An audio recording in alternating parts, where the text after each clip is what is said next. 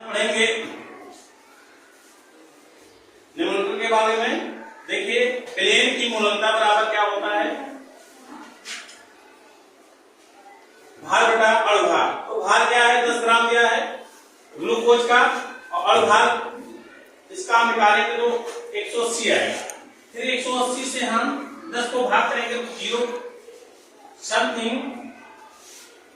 0.0556 मोल आएगा। अब प्लेन की मूललता हम क्या करेंगे, तो विलेय का भार बटा अणुभार को हम यहाँ कैलकुलेट करेंगे, इसको हम भाग करेंगे तो यहाँ से 10 छोड़ेगा, यहाँ से उसके बाद भाग करने के बाद आपका लगभग 0.617 मोल आएगा। ठीक, मोलर्स कैलकुलेट करेंगे तो ग्लूकोज के मोल्स Mg होता है ग्लूकोज के मोल।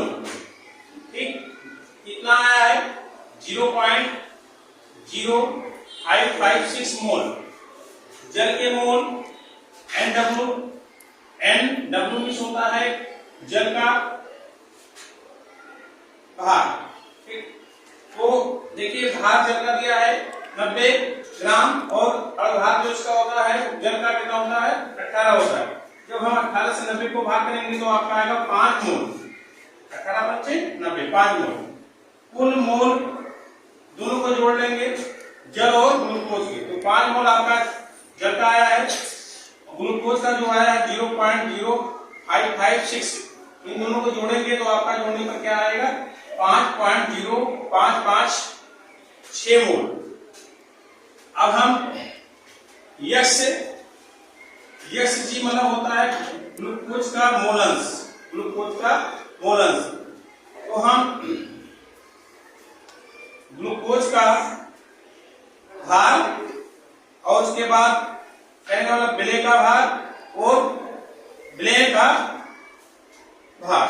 तो विलेय का भार क्या है आपका 0.0556 है और विलेय का क्या 5.0556 है। इनको भाग करेंगे तो भाग करने पर 0.01 आएगा। ठीक, जल का मोल अंश हमारे कहने का मतलब यह है कि अगर एक में से हम घटा देंगे ग्लूकोज के अणुभार को जो मतलब आया है, तो घटाने पर आपका 0.99 आएगा। ठीक, विलेय की मूललता ज्ञात करेंगे। विलेय का मतलब घनत्व बराबर D 1.2 ग्राम पर मोल। इसको उसके बाद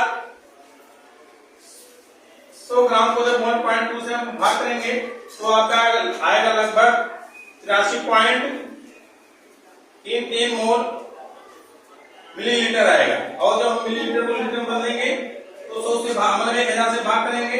1000 से भाग करने का मतलब 1000 में 3 जीरो होगा, 10 को हम 3 अंक आगे ले जाएंगे। हाँ, 2 ही अंक 3 अंक करने के लिए हम यहाँ आगे जीरो बढ़ा देंगे, 3 अंक हो जाएगा तो ये आपका आएगा 0.0833 लीटर आएगा। ठीक, अब हम विलेय की मूललता ज्ञात करेंगे यम बराबर, तो विलेय की मूललता बराबर होता है विलेय के मोल बटा विलेय का मोल, इसमें लीटर में। इसको हम जब कैलकुलेट करेंगे भाग करेंगे तो आपका समथिंग आएगा 0.67 मोल। इस प्रकार से इस सवाल को हल किया गया है। My dear student, watching this video.